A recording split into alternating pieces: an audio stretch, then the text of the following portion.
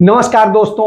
जो अपने नहीं उन्हें मनाने में लगे हैं, गैरों को अपनापन दिखाने में लगे हैं, कोई नहीं है यहां बिना मुखौटे का, सब असली चेहरा छिपाने में लगे हुए हैं। कमोबेश यही हाल इस समय कांग्रेस पार्टी में। और कांग्रेस पार्टी में जो हो रहा है उसको किस तरह देखा जाए, इसको लेकर के बहुत सारी चीजें इस पर चर्चा करूं उसके पहले एक बात करता हूं। मेरे एक परम मित्र हैं और जिन दिनों मैंने पत्रकारिता शुरू की थी उन दिनों वो एसपी हुआ करते थे पब्लिक रिलेशन के, यूपी के पुलिस मुख्यालय के, तो विजय शंकर सिंह। और विजय शंकर सिंह जी ने एक बड़ी अच्छी बात कही। उन्होंने कहा, एक बात बताई कि बार बार सवाल उठ रहा है कि कांग्रेस पार्टी में अध्यक्ष कौन होगा, कांग्रेस पार्टी में चुनाव होगा, कांग्रेस पार्टी में नहीं होगा, कांग्रेस पार्टी में लोकतंत्र है, कांग्रेस पार्टी में लोकतंत्र नहीं है, कांग्रेस पार्टी ऐसी है, कांग्रेस पार्टी वैसी है, कांग्रेस पार्टी में ये है, कांग्रेस के नेता ऐसे हैं, तमाम सारी चीजें, परिवारवाद है, दूसरी चीजें सब।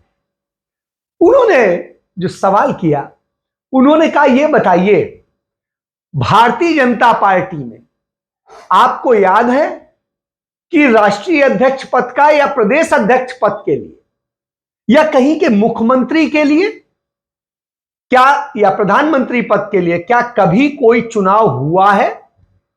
उनके यहां प्रधानमंत्री पद पे पहले ही घोषित कर देते हैं, जबकि संविधान क्या कहता है कि प्रधानमंत्री वो होगा जिसे चुने गए सांसद, जो निर्वाचक दल है, वो जो है विधानमंडल दल या लोकसभा में जो नेता लोग जो होगा, नेता सदन वही होगा जिसको चुनेंगे सारे सांसद, तो वही फिर प्रधानमंत्री बनेगा।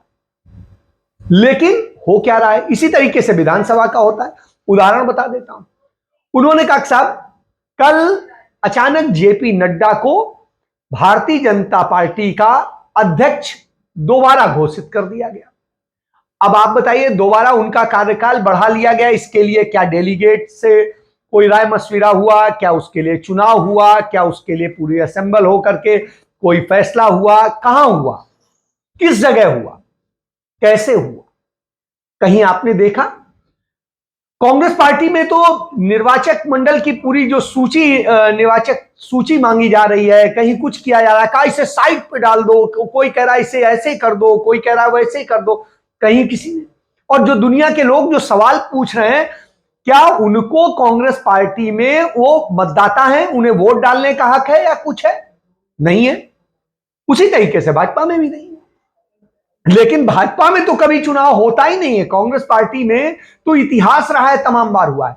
राहुल गांधी जब अध्यक्ष बने तो उसके लिए पूरी असेंबली बुलाई गई, हजारों के संख्या में कांग्रेसी इकट्ठे हुए, पूरी सभा हुई और उस सभा में फैसला किया गया, राहुल गांधी को जो है चुना गया अध्यक्ष, सर्वसम्मत से चुना गया। उन हजारों लोगों ने हाथ उठा करके उन्हें चुना। तो आप बताइए, कहीं किसी भी तरह से चुनाव हो सकता है? जब कोई दूसरा कैंडिडेट नहीं है तो उसे चुन लिया गया। तो कुल मिलाकर के वहां तो चुनाव होता है और अभी भी हो रहा है।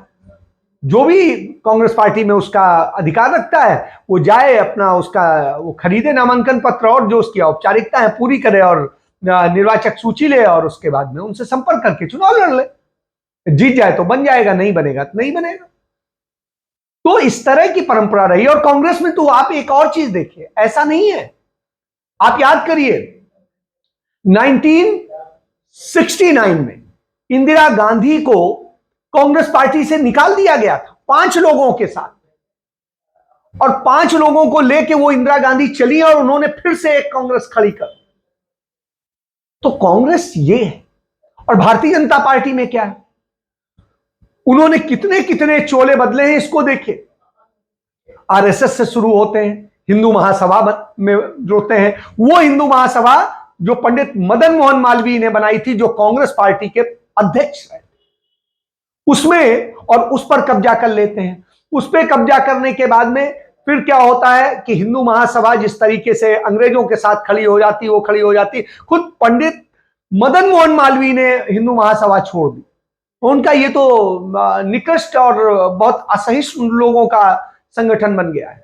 हिंदू महासभा का मतलब यह नहीं है कि हम हिंदुत्व के नाम पे हत्याएं करें या कट्टरवाद करें, हम अपने उदारता के बूते सबको जोड़ें, तो यह उद्देश्य था। लेकिन हुआ उल्टा, तो इसलिए उन्होंने छोड़ दिया और उस पर सावरकर ने कब्जा कर लिया।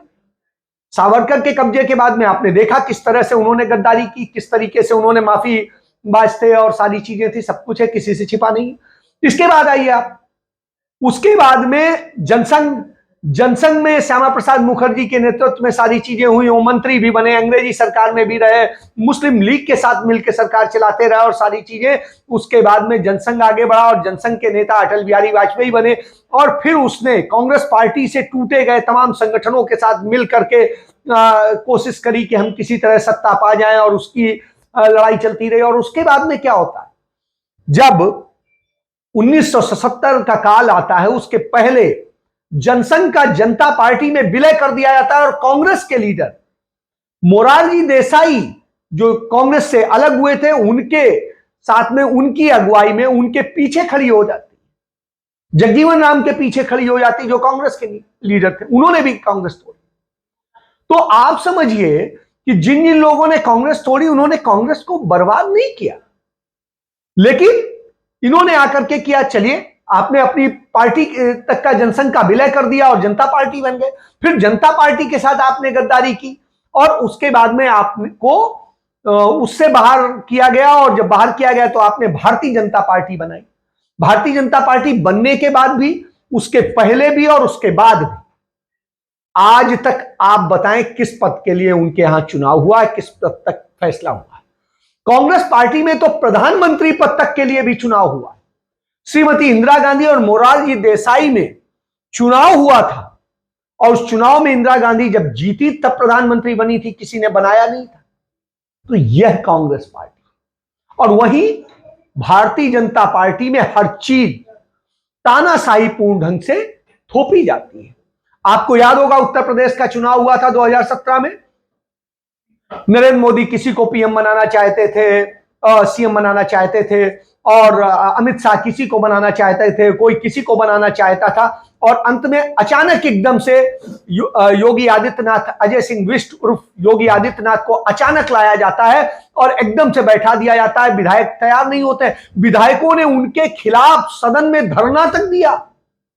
इससे बड़ा इतिहास तो आज तक कहीं नहीं है। तो भी है, तो उस स्थिति को भी देखिए। तो मतलब इस तरह से तानाशाही थोपी जाती है। वहीं कांग्रेस पर सवाल उठाते हैं आप कि लोकतंत्र नहीं है, ये नहीं है, वो नहीं है। तो हुजूर, कांग्रेस में लोकतंत्र है या नहीं है वो अलग विषय है। विषय यहां यह है कि आप क्या कर रहे हैं। आप तो पूरी तरीके से, और रही बात परिवारवाद की, तो आप परिवारवाद कहां नहीं, कांग्रेस में तो थोड़ा है। आपके यहां इस समय 100 से अधिक नेता ऐसे हैं जो परिवारवाद के बूते बहुत अहम पदों पर बैठे हैं। कोई मंत्री है, कोई कहीं है, कोई कहीं है। उदाहरण के लिए एक आध गिना देता हूं। पीयूष गोयल आपके सामने है, परिवारवाद के बूते हैं। उसके बाद आप विजय गोयल हैं, परिवारवाद के बूते हैं। उसके बाद में प्रवेश वर्मा है, सांसद हैं दिल्ली में, वो परिवारवाद के बूते हैं। उसके बाद में राजनाथ सिंह के बेटे हैं, वो परिवारवाद के बूते हैं। उसके बाद, तो आप उदाहरण यदि गिनेंगे तो लगातार गिनते चले जाएंगे। परिवारवाद जितना ज्यादा, और ये भारतीय जनता पार्टी के ही परिवारवादी हैं। बाहर से आए लोगों की यदि आप देखें तो चौधरी वीरेंद्र हरियाणा में आए, वो सांसद बने, उनकी पत्नी को विधायक बनाया गया, उनके बेटे को सांसद बना दिया गया, तो 3 आदमी हो गए। परिवारवाद नहीं है। कांग्रेस पार्टी ने तो सिर्फ उन्हें ही बनाया था, चौधरी वीरेंद्र को बनाया था, उनके परिवार को नहीं दिया था। यही उनकी नाराजगी की वजह थी।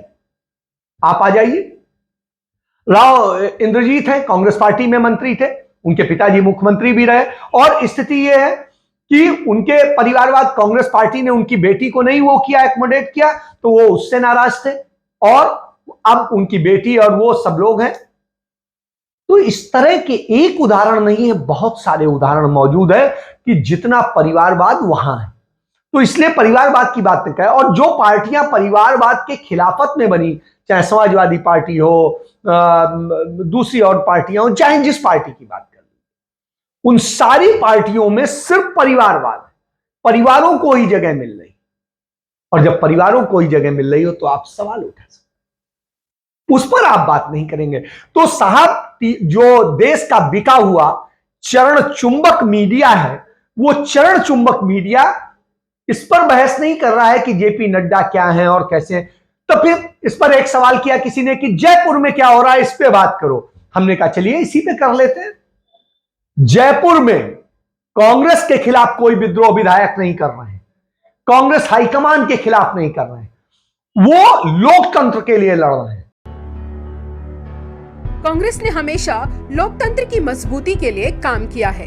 कांग्रेस के शासन में किसी को सच बोलने से डर नहीं लगा, जबरन कानून नहीं थोपे गए, गाड़ियों के नीचे किसानों को कुचला नहीं गया, आधी रात को शव नहीं जलाए गए, कभी किसी विदेशी ताकत के सामने सिर नहीं झुकाया, बल्कि मजबूती से लड़ाई लड़ी। आखिर अपनी संप्रभुता की रक्षा करना भी तो लोकतंत्र का हिस्सा है। ये सब हुआ संविधान द्वारा प्रदत्त अधिकारों के कारण। मगर अब जब संविधान कमजोर पड़ने लगा तो आपके अधिकार भी दम तोड़ने लगे, और जब सत्ता में अधिकारों को फालतू की चीज समझने वाली मानसिकता काबिज हो तो अधिकारों के प्रति खतरा बढ़ जाता है। बीते 75 वर्षों में हमने सिर्फ अधिकारों की बात करते रहे, अधिकारों के लिए झगड़ते रहे, जूझते रहे, समय भी खपाते रहे। इस बात ने भारत को कमजोर रोकने में बहुत बड़ी भूमिका निभाई। अब प्रधानमंत्री जी को कौन समझाए कि अधिकारों के लिए लड़ना झगड़ना भारत को कमजोर नहीं बल्कि मजबूत बनाता है, क्योंकि अधिकारों से लोग मजबूत होते हैं और मजबूत लोगों से देश मजबूत बनता है। प्रधानमंत्री जी, इन्हीं अधिकारों ने आपको पीएम की कुर्सी तक पहुंचाया है, मगर वहां पहुंचकर आपको अधिकार फालतू चीज नजर आने लगे। प्रधानमंत्री जी, आपको तो सब कुछ मिल गया, 10 लाख टकिया सूट मिल गया, हजारों करोड़ के विमान खरीदने की ताकत मिल गई, 20,000 करोड़ का महल बनाने की शक्ति मिल गई, मगर अभी बहुत से लोग ऐसे हैं जो आपकी मेहरबानी से कमजोर हैं, जिनका रोजगार छिन गया, जो गरीबी में धकेल दिए गए हैं, जिनको जीप के नीचे कुचल दिया गया है, जिनके शव आधी रात को जला दिए गए। अब उनकी मजबूती के लिए, उनको न्याय देने के लिए इन अधिकारों का रहना जरूरी है। पीएम साहेब, प्रधानमंत्री जी, समानता, स्वतंत्रता से लेकर रोजी रोटी, शिक्षा, हर अधिकार लोकतंत्र को मजबूत बनाता है। ये फालतू की चीज नहीं है। और इस गणतंत्र दिवस हमारा यानी हर देशवासी का, कांग्रेस परिवार का प्रण है कि इन अधिकारों की रक्षा के लिए प्राण भी त्यागने पड़े तो मंजूर है। जय गणतंत्र। वो कह रहे हैं कि कांग्रेस पार्टी का वहां पर वही सीएम बने जो कांग्रेस को जोड़ने का काम करे, और वो विरोध इसलिए कर रहे हैं क्योंकि एक समय में जो सचिन पायलट हैं, उन्होंने कांग्रेस पार्टी को तोड़ने का काम किया और तोड़ने की कोशिश की थी। इस कारण से वो नाराज, वो कहते हैं उनके अलावा किसी को बना दो। वो ये नहीं कह रहे हैं, वो कह रहे हैं जो कांग्रेस के गद्दार रहे हैं उन्हें मत बनाइए, उसके अलावा किसी को बना दीजिए, हमें हर कोई मंजूर है। और फिर उनकी सवाल दूसरा भी है कि कांग्रेस पार्टी में विधायकों की भावनाओं को भी सुना जाए, तो समझिए कि यह लोकतंत्र है, और इसी को लोकतंत्र कहते हैं कि वो अपनी आवाज उठा सकते हैं। भारतीय जनता पार्टी में एक उदाहरण दिखा दीजिए, येदियुरप्पा के साथ जो हुआ आपने देखा, उसके अलावा दूसरी जगह भी आप देख लीजिए, चाहे जहां देख लीजिए, तो सब जगह थोपे हुए लोग हैं। लेकिन कांग्रेस पार्टी में विधायकों की भावनाओं पर चर्चा होती है, उनसे बात होती है, उन्हें मनाया जाता है, उनसे बात की जाती है, उनसे सारी चीजें की जाती हैं। कहीं और हो रहा है कि मनाने की बात? वहां तो फैसले हो जाते हैं कि हां साहब ये है, मोदी जी ने कह दिया, भागवत जी ने ये कह दिया, इन्होंने ये कह दिया, उन्होंने ये कह दिया, खत्म। एक आदमी भी सवाल उठाने की हैसियत में है, एक भी आदमी बोलने की हैसियत में है नहीं। तो यही का, और इसको लेके एक बहुत अच्छे चिंतक हैं दादा चंचल, और दादा चंचल ने एक बात कही बड़ी अच्छी थी। उन्होंने याद दिलाया कि राम मनोहर लोहिया ने एक चीज कही थी, या तो सुधार करो या टूट जाओ। तो कांग्रेस पार्टी वही परिमार्जन की दशा में, कांग्रेस पार्टी सुधार कर रही है, वो लोकतंत्र को जीवित रखना चाहती है और लोकतंत्र को बचाने के लिए संघर्ष कर रही है। राहुल गांधी पदयात्रा करके लोकतंत्र बचा रहे हैं। वो भारत जोड़ने का जो कर रहे हैं वो कोई कांग्रेस जोड़ने का काम नहीं कर रहे हैं और ना उनका काम है। मैं कल एआईसीसी हेडक्वार्टर था तो मैंने एक चीज पूछ दी कि राहुल जी का कोई कमरा नहीं है, तो उनका नहीं है। मैंने कहा क्यों, वो तो उनका वो है क्या कांग्रेस में? हमने कहा क्या है? हमने कहा सांसद हैं, पूर्व अध्यक्ष हैं, तो उनका पूर्व अध्यक्षों को हमारे यहां कमरा देने की परंपरा नहीं है। जो मौजूदा वो है उनको होगा, सेक्रेटरी के पास है, ज्वाइंट सेक्रेटरी के पास है, महासचिव के पास है, उपाध्यक्ष के पास है, लेकिन पूर्व अध्यक्ष के पास में कमरा भी नहीं है बैठने के लिए। तो हमने कहा जब राहुल गांधी आते हैं तो कहां बैठते हैं? उनका कहीं पे भी जहां कहीं जगह मिल जाएगी। तो हमने कहा सोनिया जी के कमरे में? कहा नहीं, वो लॉक रहेगा, उसमें सोनिया जी नहीं होंगी तो कोई नहीं बैठ सकता है। और यह परंपरा सोनिया जी भी कायम करती थी। जब सोनिया गांधी अध्यक्ष नहीं थी, वो आती थी तो वैसे ही कॉमन उसमें बैठ करके इंतजार करती थी राहुल जी का। उस समय वो बेटे की तरह नहीं, अध्यक्ष की तरह से उनके साथ में बिहेव करती थी। और जो परंपरा थी कि जब अध्यक्ष आता है सब खड़े होते हैं, तो वो भी खड़ी होती थी। तो आप ये समझिए। उसके बाद में प्रियंका जी का कमरा है, तो मैंने कहा इसमें बैठ सकते हैं? क्या नहीं, उसमें भी वो नहीं बैठते। कहते हैं नहीं, जिसका जो कमरा है वही बैठेगा। तो वो जाके कॉमन हॉल में बैठ करके ही लोगों से बात करते हैं और वो करते हैं। तो ये एक बड़ी अच्छी चीज।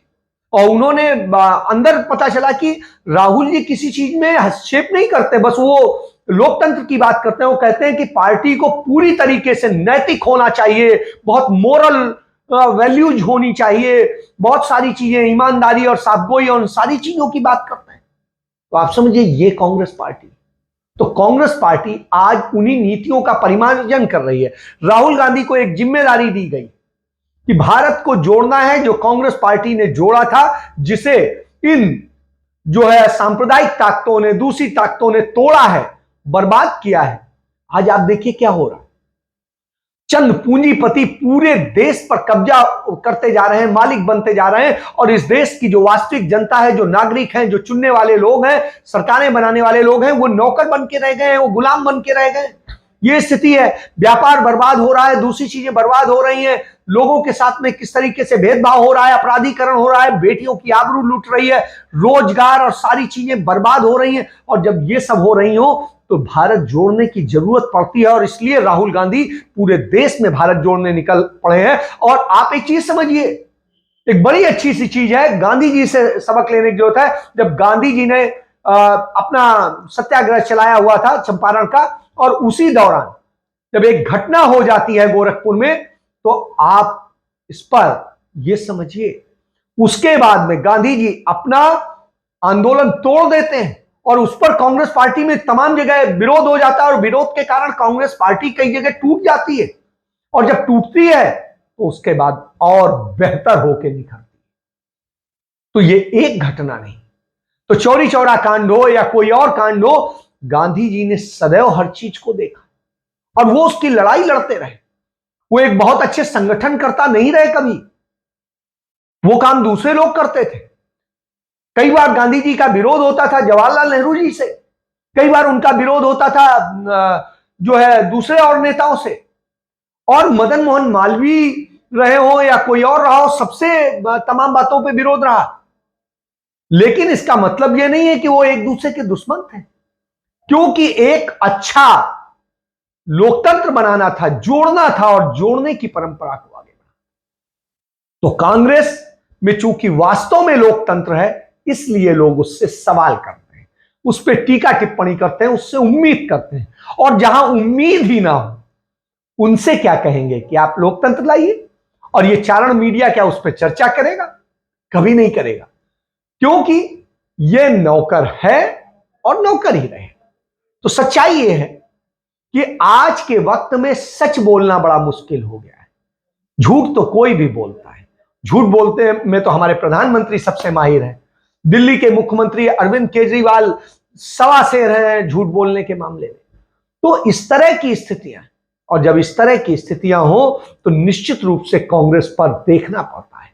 लेकिन कांग्रेस में जयपुर में जो हो रहा है वो लोकतंत्र के लिए बहुत अच्छा संदेश है, और कम से कम यह संदेश देता है कि कांग्रेस पार्टी में सब लोकतांत्रिक तरीका आज भी जीवित है और नेताओं की, विधायकों की, सांसदों की, सबकी आवाज को सुना जाता है। उसको सुनने के लिए ये नहीं करती है पार्टी कि सख्त डिसीजन लेकर के भेज देती है। पार्टी सीधे सीधे कहती है कि आपके साथ में समावेशी बनाया जाए, और जो समावेशी सोच है, यही परिष्कृत सोच कांग्रेस को बड़ा बनाती है और सबसे बड़ा बनाती है। और जब बड़ा बनाती है तो आपको देखना पड़ेगा, सवाल उठाइए लेकिन कुतर्क मत कीजिए। और कुतर्क कर रहे हैं, आज सब चर्चा कर रहे हैं, दूसरी चीजें कर रहे हैं। आपने किया क्या है कांग्रेस के लिए? लेकिन कांग्रेस ने आपके लिए सब कुछ किया है। कांग्रेस ने आपको सब कुछ दिया है, वो माहौल दिया जिसके कारण आप पढ़ के, सरकारी स्कूलों से पढ़ के आप आईएएस बने, तमाम दुनिया के बड़े उनमें गए, सरकारी इंस्टीट्यूट्स में पढ़ करके आप दुनिया में प्रोफेशनल बने, परचम लहरा रहे हैं। आज आप नेहरू के बनाए, गांधी के बनाए, इंदिरा गांधी के बनाए, राजीव गांधी के बनाए संस्थानों में पढ़कर, लिखकर और दूसरी चीजों करके आज ये पहुंच रहे हैं। आपको व्यापार का इतना स्वतंत्र अवसर मिला कि हर कोई जो है अपने अपने स्तर पे एक बड़ा व्यापारी बना, छोटा व्यापारी बना और बना। आज क्या हो रहा है? आज व्यापार पे किसी का कब्जा करा देंगे, इस पर इसका कब्जा करा देंगे, उसका उस पर कब्जा करा देंगे। आज कब्जे किए जा रहे हैं और आज सिर्फ शोकेस बनाए जा रहे हैं, कुछ नया निर्माण नहीं किया जा रहा। शोकेस बना के, उनके बनाए शहरों में ही लीपापोती करके, उनके बनाए संस्थानों में ही लीपापोती करके, उनके बनाए जो क्लिनिक्स हैं उन पे लीपापोती करके, अस्पतालों में लीपापोती करके, स्कूलों में लीपापोती करके आप अपनी वाहवाही लूट रहे हैं। तो ये आप बना रहे। वो नींव खोदते थे, नींव भरते थे, इमारत खड़ी करते थे, इमारत बनाते थे, उसमें आने के लिए अच्छे लोगों का चयन करते थे, निष्पक्ष रूप से करते थे। और देश में गरीब से गरीब का बंदा, बंदे का बेटा, दलित का बेटा, मुस्लिम का बेटा, सिख का बेटा, ईसाई का बेटा या किसी का भी बेटा, किसान का बेटा, हर कोई सर्वोच्च पदों तक पहुंचा है। यह कांग्रेस की देन, और उस कांग्रेस की देन के कारण तो यह उनका लोकतंत्र था। और आज क्या होता है? आज आपसे पूछा जाता है आपकी संघ आयु कितनी है, आप कितना भारतीय जनता पार्टी की नीतियों से जुड़े हैं, कितनी उसकी विचारधारा को आप बढ़ाते हैं, किस तरीके से आप फासिज्म को आगे बढ़ाते हैं। तो वो फासिज्म के पोषक हैं, ये लोकतंत्र के पोषक हैं। और जहां लोकतंत्र होगा इस तरह की बवाल होते रहेंगे। इसलिए जयपुर को सलाम कीजिए कि वो लोकतंत्र को जिंदा रखे हुए, और जयपुर लोकतंत्र के लिए जो उचित होगा वही फैसला लेगा। यही तो राहुल गांधी कर रहे हैं, यही राहुल गांधी की पदयात्रा का, भारत जोड़ो यात्रा का ध्येय है कि लोकतंत्र जीवित रहना चाहिए। हम रहें न रहें, लोकतंत्र रहना चाहिए, राष्ट्र रहना चाहिए। इसके साथ मैं अपनी चर्चा समाप्त करता हूं। जय हिंद, जय भारत, वंदे मातरम।